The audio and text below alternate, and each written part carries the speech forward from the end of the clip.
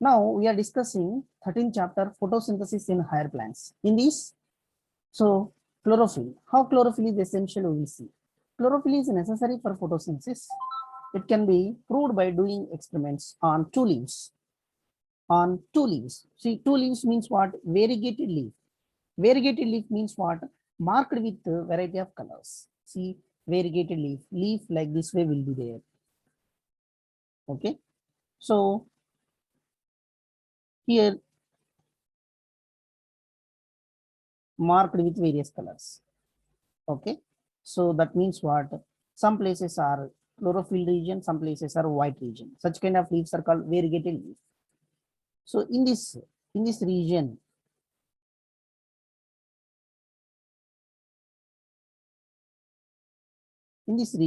in this region, the color is white. Remaining portions, the chlorophyll is present, green color is present. Such type of leaves are called variegated leaf. Or leaf that partially covered with black pepper. If variegated leaf is not available. So variegated leaves are available in nature. So some part is looks white color, some part looks green color. Such type of leaf is called variegated leaf. If variegated leaf is not available, so the leaf that partially covered with the black pepper. So in these places are show green color. So some places you covered with the black color, black paper, and one that is exposed to light. So like this way covered with the black paper exposed to light. After some time, if you will observe, so on testing these leaves for starch, it becomes clear that photosynthesis occurs only in the green parts of the leaves. Where the green part, this green part appears in this place, photosynthesis occurs. Where we covered with black paper, or where white color, where we covered with black paper or white color, that places does not perform photosynthesis. Okay, so the part which is exposed to the sunlight, that seems to be prepared photosynthesis. There appeared starch. Remaining parts which are not exposed to the sunlight, those parts does not perform photosynthesis. This indicates that photosynthesis is where chlorophyll is present. See here, when the leaf is exposed to sunlight, this part is not exposed to sunlight. Okay, this part is not exposed to sunlight. Remaining part is exposed to sunlight. So remaining part performs photosynthesis. The place where we covered with black paper, that part is not exposed with sunlight. So that in this particular place, photosynthesis does not exist. Why? This chlorophyll does not expose to sunlight. That's why photosynthesis does not perform.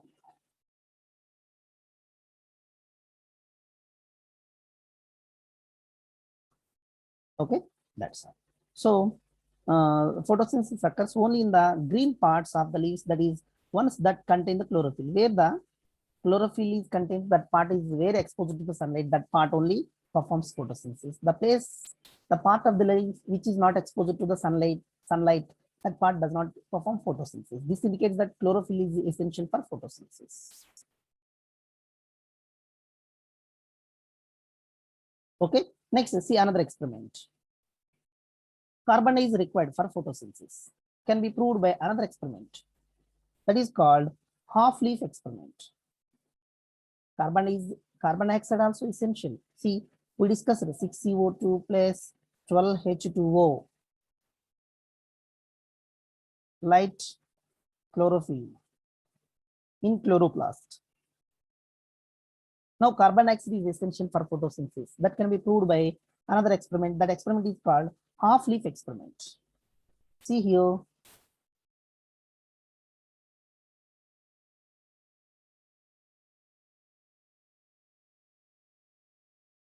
half-leaf experiment. See, half-leaf experiment means what? In this one, we have to take like this way body. Here, the plant is growing. The plant is growing here. The plant is growing. So, like this way, the leaf, the plant consists of leaves. The plant consists of leaves. From this one leaf, we have to keep inside of the leaf like this, instead of the glass beaker like this way. This is the leaf. We have to insert a leaf here. So here we have to fix cork or any grease or paste we have to apply to prevent the entering of carbon dioxide or any materials from outside to inside. To prevent them, we have to close it.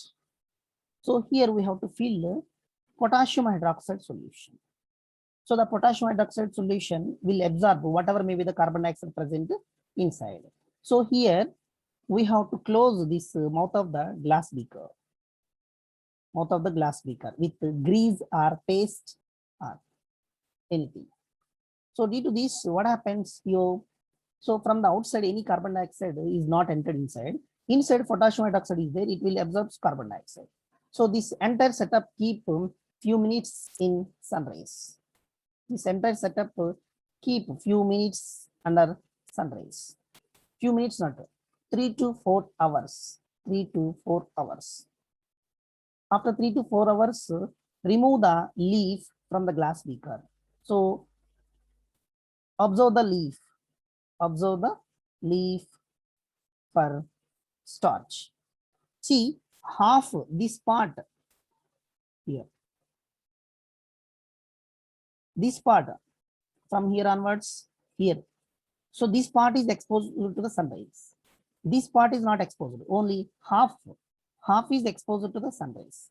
Remaining half portion is not exposed to the sun rays.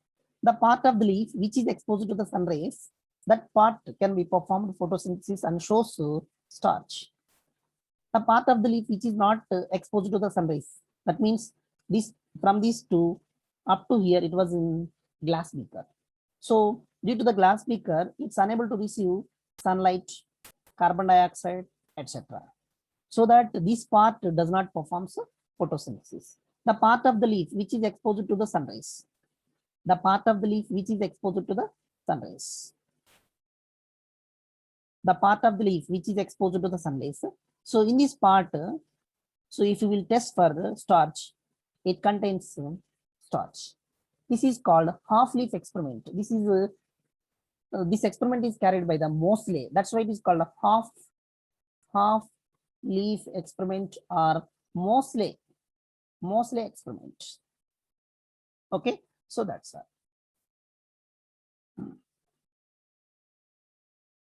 So this is only, see here carbon dioxide is required for a photosynthesis can be proved by another experiment called half leaf experiment, where a part of the leaf is enclosed in a test tube containing potassium hydroxide, so could contain cotton, which absorbs carbon dioxide. That only potassium hydroxide we have to mix it with cotton and put into the test tube. So it will it will absorb the carbon dioxide, while the other half is exposed to air. Okay, so the setup is taken place in light for some time.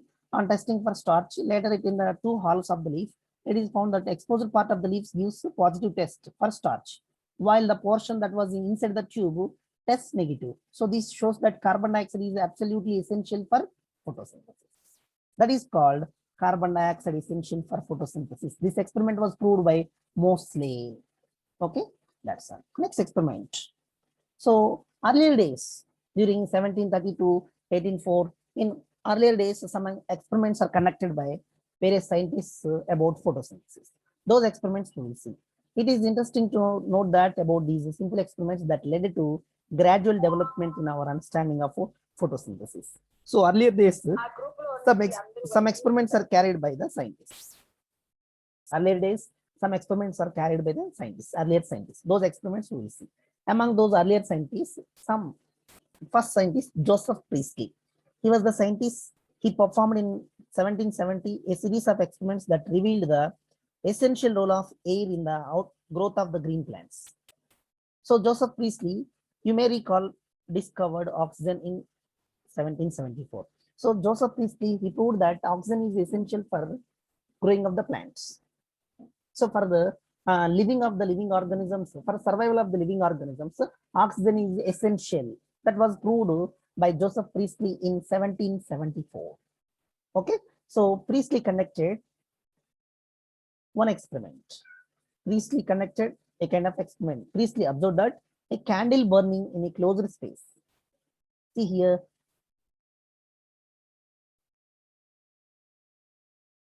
candle.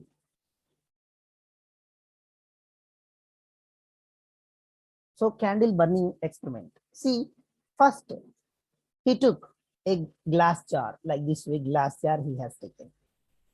So he put the rat. He put the rat. This is rat. He put one rat inside the glass beaker. Next, he kept one burning candle. Okay, so here outlet will be there. This outlet was closed. This is candle, this is rat. Living rat he kept in the glass jar. So after some time, what happened here? So from this glass jar, so the rat was died. Rat was died. So the candle also, the burning candle also off. The burning candle off. Okay. So this is what in first two experiments he observed. Next, what he has collected, first two experiments, living rat and burning candle he kept. So observed after some time. So the candle was turned off. The rat was died. After that, he conducted the same experiment with another pattern. What? So growing a plant, He taken on growing plant in the pot. So that plant he kept, growing plant he kept in the glass jar, bell jar. This is the plant growing. So he kept rat and burning candle also he kept. Burning candle he kept. So here, this is plant. So this is rat. This is candle. Rat and candle both will release carbon dioxide. This carbon dioxide is absorbed by the plant. So the plant releases oxygen. This oxygen is absorbed by the rat and candle. That means what? So the primary products of the end products of plants are the primary products for living organisms. The end products of living organisms are primary products for plants. So the primary products, end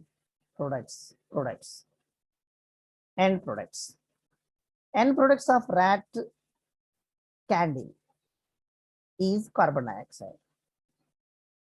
Okay, so these carbon dioxide is primary product to the plants. End products of plants are oxygen. So this is a primary product to rat and candle. So this is what proved by the Joseph Priestley. Joseph Priestley proved this experiment. See, Joseph Priestley.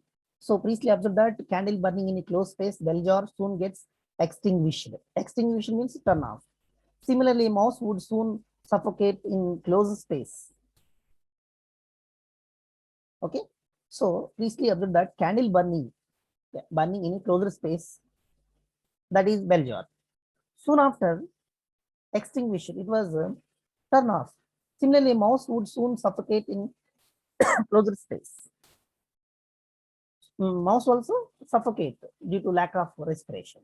He concluded that burning candle or an animal that breathes the air is mint plant somehow damage the air. Okay, see here, he concluded that burning candle or animal that breathes the air in a mint plant, both somehow damage the air. See here, in first experiment term, so inside the bell jar, somewhat environment was spoiled. That's why both were died. Next, when he placed the candle, same bell jar, he found that mouse stayed alive, continued to the candle was continuous to burn because he kept a plant. So the plant released oxygen. Okay, so that oxygen is absorbed by the mouse, rat and candle. So that in the last experiment, so rat alive, candle burning, the plant is successfully growing. So from this experiment, he proved that so plants restore the air, whatever the breathing animals and burning candle remove. See in this one, so in bell jar, the plants are purify the air released by the mouse, rat, and candle.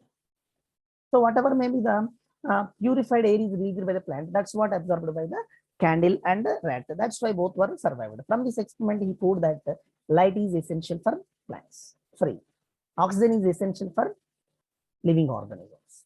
Okay, that's it. Next, another scientist, John Ingenhousz. John Ingenhousz. He showed that sunlight is essential to the plant process that somehow purify the air folded by burning candles or breathing animals. That only. In the above experiment, he said that, see,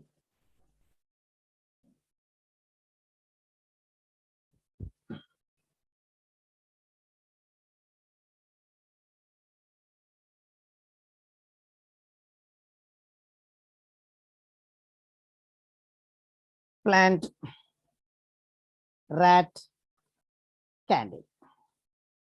John Ingenhousz showed that sunlight is essential to the plant process that somehow purify the air released by the burning candle. The air, whatever may be the air released by the burning candle or breathing animals. So from these two, whatever may be released, that's what purified by the plant. That is, he said, John Ingenhousz. So Ingenhousz is an elegant experiment, famous. He conducted a famous experiment that an aquatic plant parts in bright sunlight. Small bubbles were formed around the green parts, while in the dark they did not. Later identified these bubbles to oxygen. Hence, he showed that it is only the green part of the plant that could release oxygen. See, to see about this experiment clearly, here we have to see one experiment.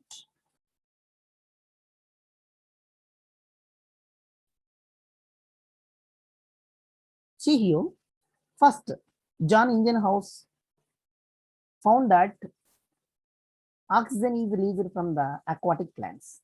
For that, he took a glass beaker. He took a glass beaker. In this one, he filled it with water. He filled it with water. This is water. Next, he took in funnel, nalike. He took funnel. Like this way, funnel he taken. Next, hydrilla plant bits from the aquatic habitats he took. Hydrilla plant bits he took. These are called hydrilla plant bits. Like this way, hydrilla plant bits he took from the aquatic plants and he cut into pieces. These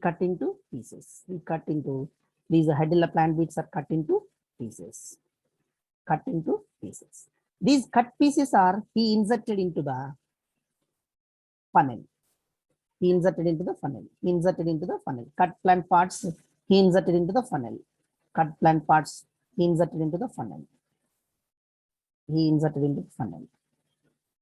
Okay, that's all. Next, he took one beaker, two sides open beaker he took and placed in the beaker full of water.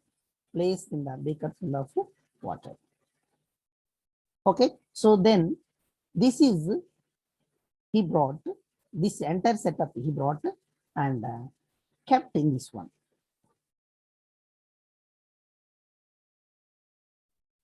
So this entire setup, this entire setup he brought and kept inside this beaker.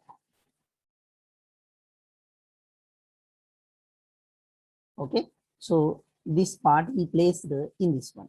In this part, in this place. This is beaker. Okay, so these parts he kept inside this is like this way. Okay, so this entire setup he kept in the beaker full of water. When he placed this entire funnel in the beaker full of water, this entire setup he kept in sunlight for about 3 to 5 hours. 3 to 4 hours. So after 3 to 4 hours, he observed that some kind of a gas bubbles are releasing into this one. Some kinds of gas bubbles are releasing to this one. So these gas bubbles he collected into the another test tube.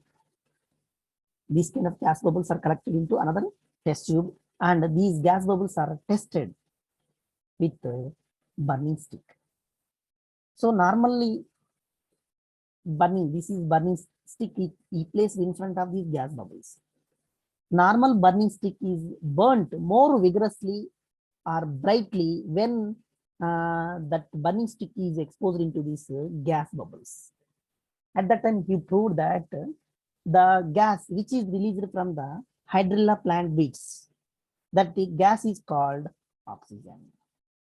So because of oxygen only, the burning stick is burnt more vigorously or brightly. This is what proved by the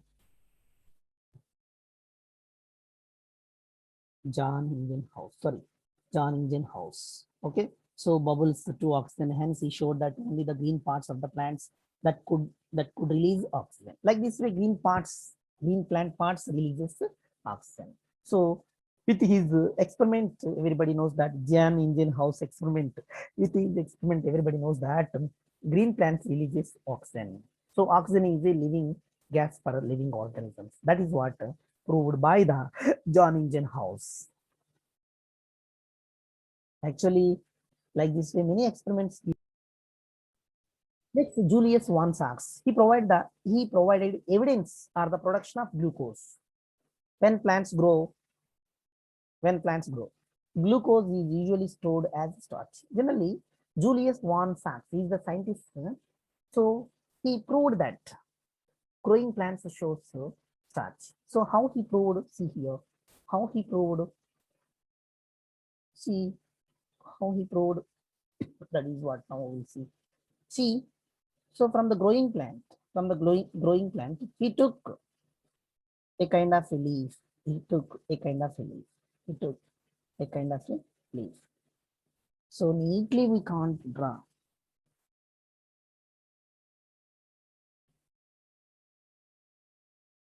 He took a leaf.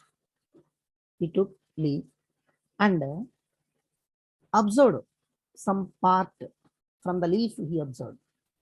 So in that leaf, wherever he observed, he in this particular place observed, in this particular place observed, in this place observed, in this place observed. In every place, so the starch, glucose is stored in the form of starch. So that is what he proved. Okay, so that's all. So Julius von Sachs proved evidence of production of glucose when the plants grow. Glucose is usually stored as starch. Next, another scientist, T.W. Engelmann.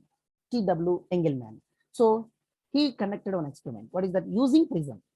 So he took one prism. He split light. See, this is light. Light he split on the prism. When he split the light on prism, it differentiated into. When he split the light into this prism, spectral component is also called spectral components, and then illuminated a green alga. See, he using a prism, he split light into spectral component. This is spectral component. On this spectral component, it is illuminated, expanded. VIBGYOR, VIBGYOR, VIBGYOR. In these parts, distinguished, exposed in the 7 colors, exposed, illuminated. So, and then illuminated, exposed a green alga to this light, a green alga exposed. That is, Cladophora is exposed. This green alga, Cladophora, is placed in a suspension of aerobic bacteria. In this aerobic bacteria growing.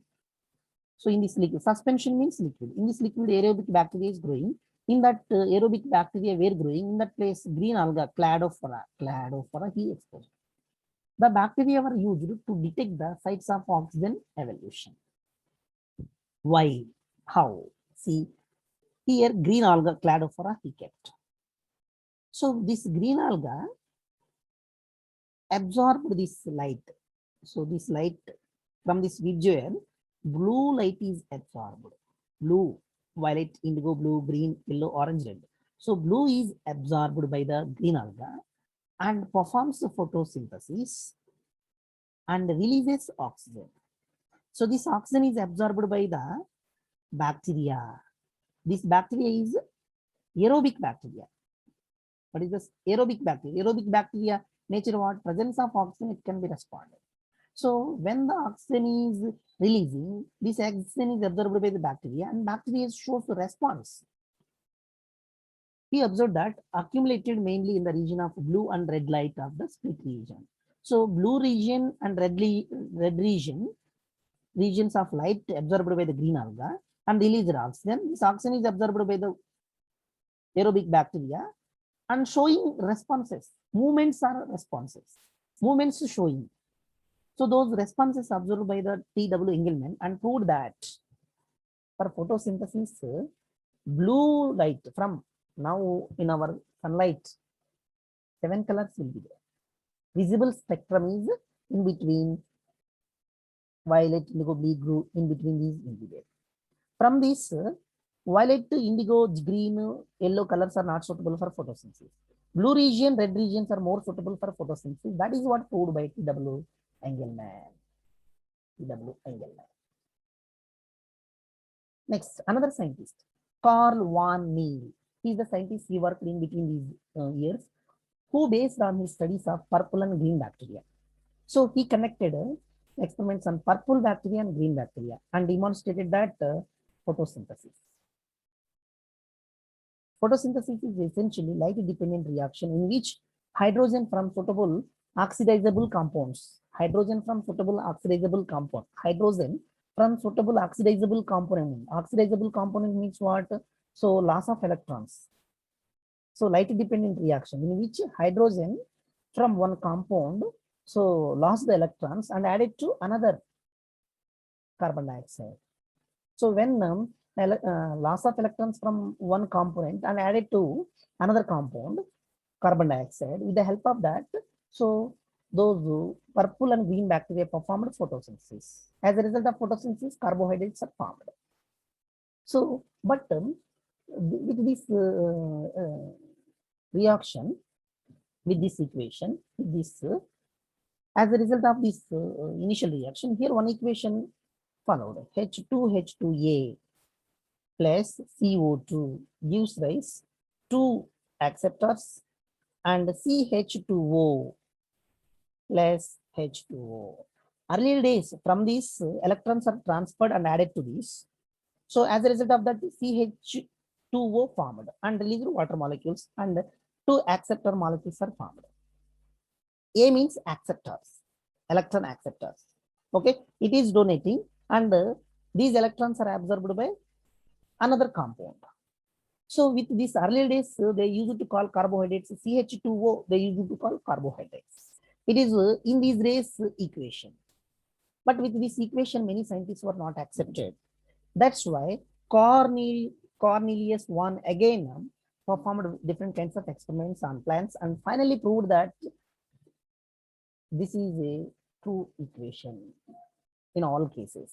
So with the help of chlorophyll in chloroplast, carbon dioxide and water both are utilized by the plants and synthesizes carbohydrates, water and oxygen.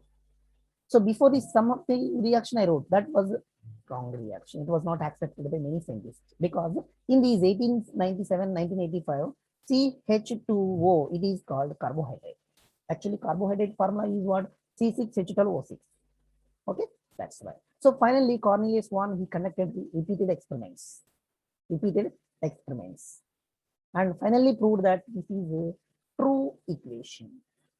That's all. Next here, how many pigments are involved? How many pigments are involved in photosynthesis? So this is we have to discuss. In photosynthesis, how many pigments? Pigments means already we have discussed. Chlorophyll pigment, chlorophyll A, B, accessory pigments, xanthophylls, carotenoids, etc. are there. In these, what exactly pigments are involved in photosynthesis? That is what we have to discuss here.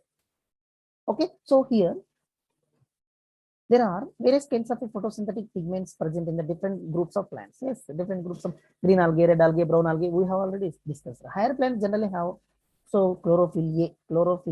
Higher plants generally have chlorophyll A and chlorophyll B, carotenoids. Chlorophyll A, chlorophyll B, carotenoids. So these two mainly, chlorophyll A and chlorophyll B is mainly responsible for the performing photosynthesis. Chlorophyll A and chlorophyll B responded to blue and red regions of light from Weeb Joyard. Weeb Joyard. So violet color, indigo color, green color, yellow color, orange color not suitable for photosynthesis. So chlorophyll A, chlorophyll B absorbs more and more blue and red regions and shows photosynthesis at the blue region and red regions of light. So the chloroplast pigments. The chloroplast pigments are present on the chloroplast. Chloroplast pigments. The chloroplast pigments. Yes, the chloroplast pigments are present in the chloroplast membranes. See, the chloroplast pigments are present in the chloroplast membrane. See, already about chloroplast I said. Already about chloroplast I said. What I said, see here.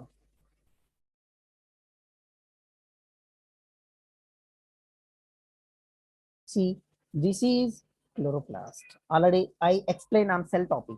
So each chloroplast consists of grana or thylakoid. This is grana or thylakoids.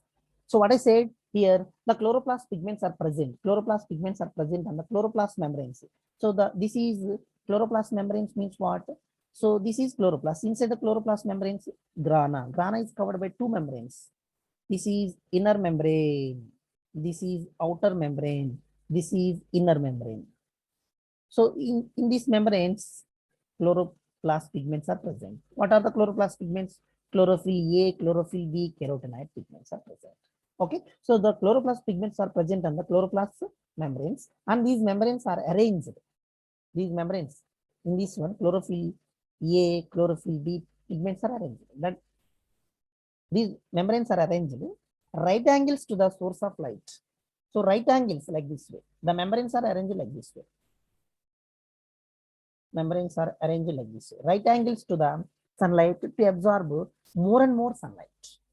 Chlorophyll A and chlorophyll B are the two main pigments present in chloroplast. So these two main pigments, remaining pigments also are present. Those are minute.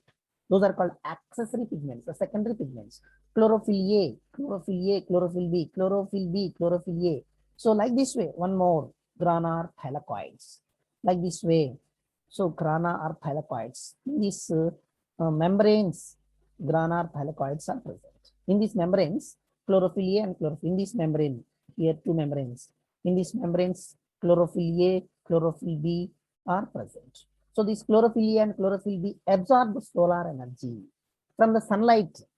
This is visible spectrum. Visible spectrum of our eye is 390 nanometer to 700 nanometers.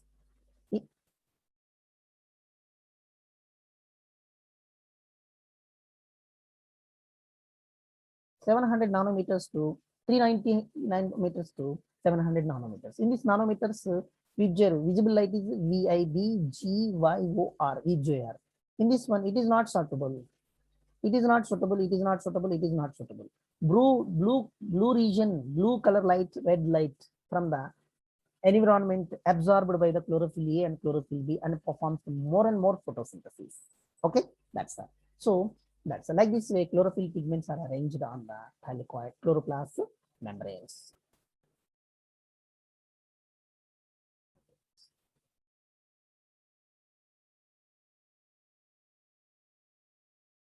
Okay, that's that. So this is it. Chlorophyll. Next, chlorophyll A. Here we discuss chlorophyll A and chlorophyll B are the two main pigments present in the chloroplast. Chlorophyll A.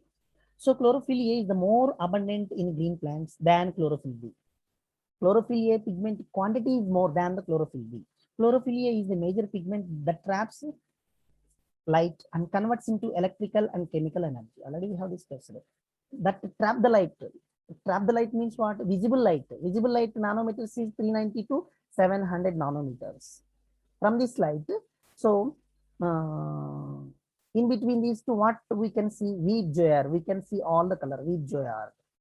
Okay, so the chlorophyll A pigment traps sunlight and that converts sunlight into electrical energy and chemical energy. Chlorophyll B acts as an accessory pigment, secondary pigment. It absorbs light of different wavelengths. Different wavelengths. See, different wavelengths means what? So violet, indigo, blue, green, yellow, orange. So its wavelength is different. Its wavelength is different. It's different wavelengths in between these two. So it absorbs different wavelengths than the chlorophyll A. Hence, it helps to broaden the spectrum of light and absorb during photosynthesis. Okay. So chlorophyll A absorbs blue and red regions of light, but chlorophyll B absorbs different colors of lights also. Okay. So it absorbs lights of different wavelengths. Different wavelengths means what? Once here we have to go to here, see sunlight from the sun rays, light is received. Sunlight is received. What kind of sunlight? How we will receive sunlight? See here. First, from the sun rays, we will receive sun rays to gamma rays, X-rays, ultraviolet radiations, infrared radiations, radio waves, etc. Okay. So wavelength here, wavelength greater than to 1 nanometer to 100 nanometer. Okay. So the from here initially 0.1 gamma rays 0.1 wavelength, X-rays 1 wavelength. In between these two, 10 wavelengths, 200 wavelengths, 30 wavelengths, like that 100 wavelength. Next here,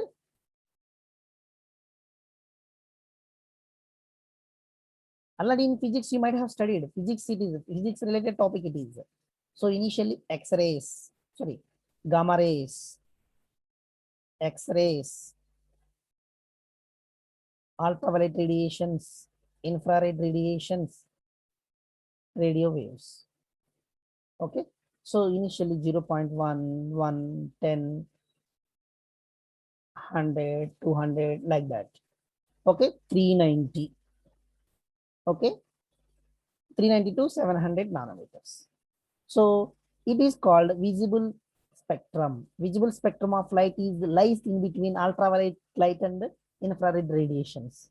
Okay. So it is called, so the sun rays are received from sun to